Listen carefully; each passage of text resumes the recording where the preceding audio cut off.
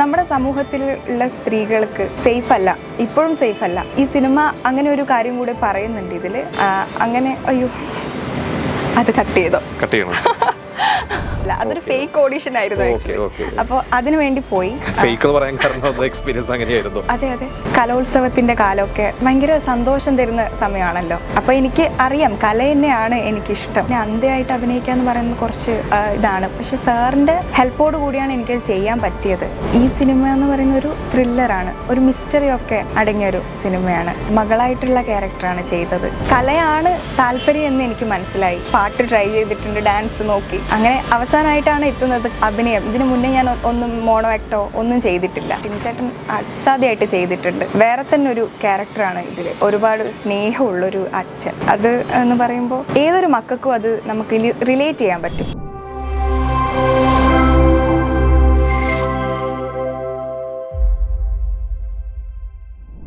മലയാള സിനിമയിലേക്ക് പുതിയൊരു നായികയും കൂടിയും കടന്നു വന്നിരിക്കുകയാണ്. മത്ത് എന്ന സിനിമയിലൂടെ ഐശ്വിക. ഹായ്. ഹായ്. എന്താണ് മത്ത് എന്ന സിനിമയും അതിലെ ക്യാരക്ടറും, അതിനെക്കുറിച്ചൊന്ന് പറയും. മത്ത് എന്ന സിനിമയിലെ ടിനിച്ചേട്ടൻ്റെ മകളായിട്ടാണ് ചെയ്തത്, നായികയായിട്ട് തന്നെയാണ്. അപ്പോൾ ഈ സിനിമ എന്ന് പറയുന്ന ഒരു ത്രില്ലറാണ്, ഒരു മിസ്റ്ററി ഒക്കെ അടങ്ങിയൊരു സിനിമയാണ്. മകളായിട്ടുള്ള ക്യാരക്ടറാണ് ചെയ്തത്. ഹീറോയിനായിട്ട് ഫസ്റ്റ് മൂവിയാണ് അല്ലേ? അതെ അതെ, ഹീറോയിനായിട്ട് ചെയ്തത്.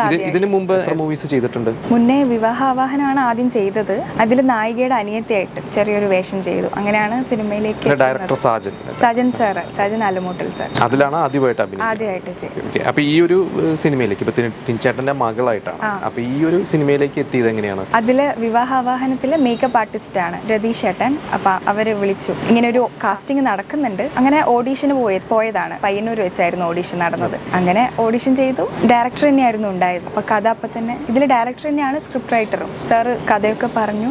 അങ്ങനെയാണ് കമ്മിറ്റ് ചെയ്യുന്നത്. അപ്പൊ നമുക്ക് ഇതിന്റെ ഒരു സോങ്സ് ഒക്കെ നമ്മൾ കണ്ടിട്ടുണ്ട്. അപ്പൊ ഒരു അച്ഛൻ മകൾ റിലേഷൻ, കണ്ണു കാണാത്ത കുട്ടിയായിട്ടാണ്.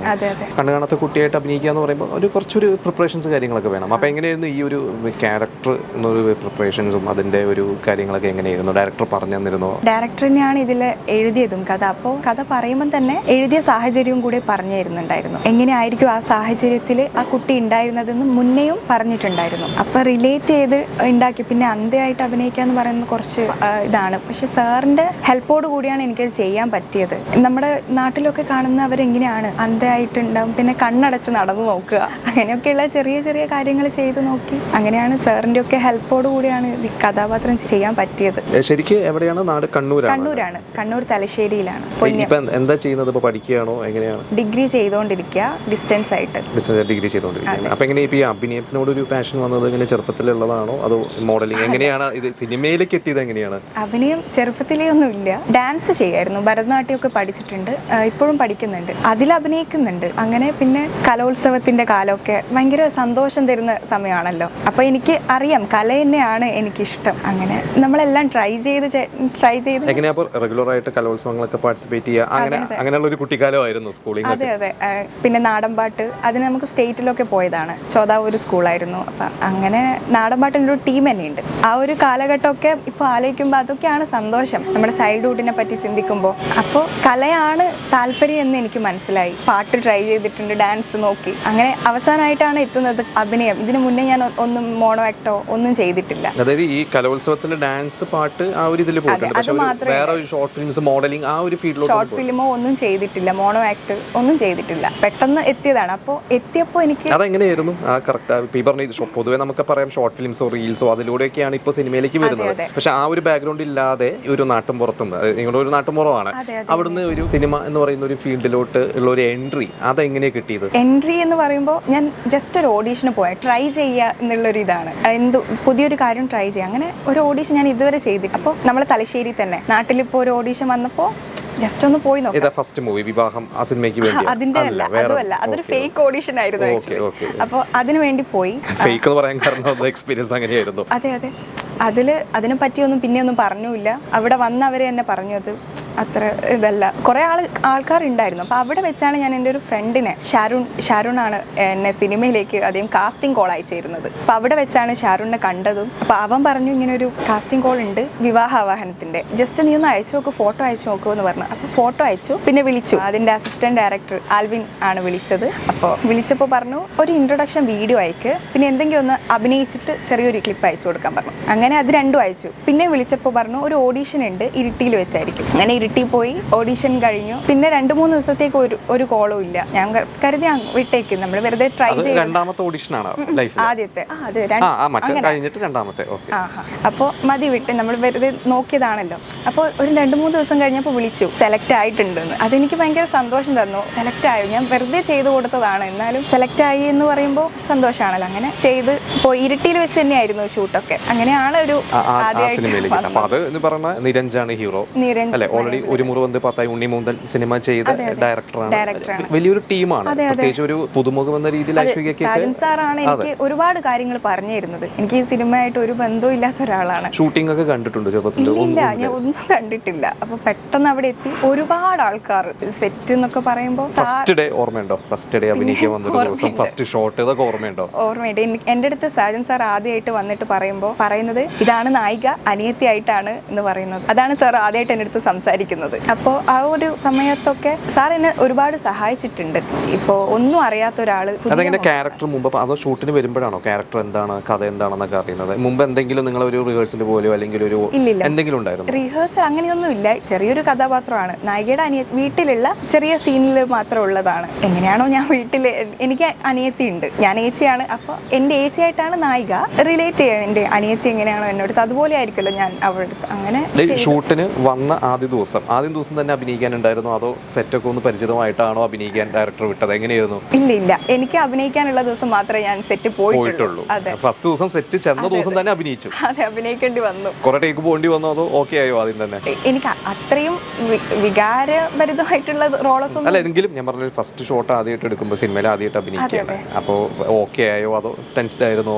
അത് ഒരുപാട് ടേക്ക് അങ്ങനെ പ്രശ്നങ്ങളൊന്നും ഉണ്ടായിട്ടില്ല? ഇല്ല, കാരണം എനിക്കല്ല പ്രാധാന്യം, ഇത് നായികയാണ്. അപ്പൊ ചെറുങ്ങനെ കൂടെ നിൽക്കുന്നു അത്രയല്ലേ ഉള്ളൂ. അപ്പൊ അതങ്ങനെ ചെയ്യാൻ പറ്റും. പിന്നെ സാർ ഒരുപാട് സപ്പോർട്ട് ചെയ്തു. ആരൊക്കെയായിട്ടായിരുന്നു അപ്പൊ അന്ന് കോമ്പിനേഷൻ ഉണ്ടായിരുന്നത്? ഇപ്പൊ ചേച്ചിയായിട്ട് ക്യാരക്ടർ ചെയ്ത ഹീറോയിൻ വേറെ ആരൊക്കെയായിട്ട് കോമ്പിനേഷൻ ഉണ്ടായിരുന്നു അന്ന്? ഷിൻസേട്ടൻ, പിന്നെ നമ്മുടെ ഇപ്പൊ ഒരു സിനിമ ഇറങ്ങിയല്ലോ,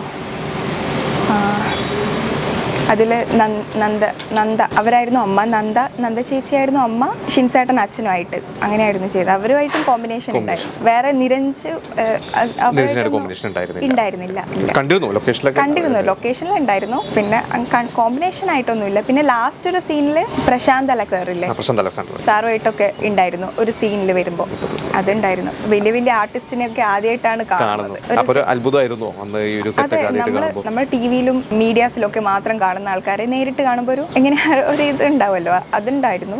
അത് കഴിഞ്ഞിട്ട് ശരി പറഞ്ഞപ്പോ നോക്കുമ്പോൾ ഫസ്റ്റ് ഫേക്ക് ഓഡിഷൻ ആണെങ്കിലും ഒരുപക്ഷെ ആ ഓഡിഷനിലോട് വന്നോണ്ടാണ് ഈ ഒരു ഓഡിഷനിലേക്ക് എത്തിയത്.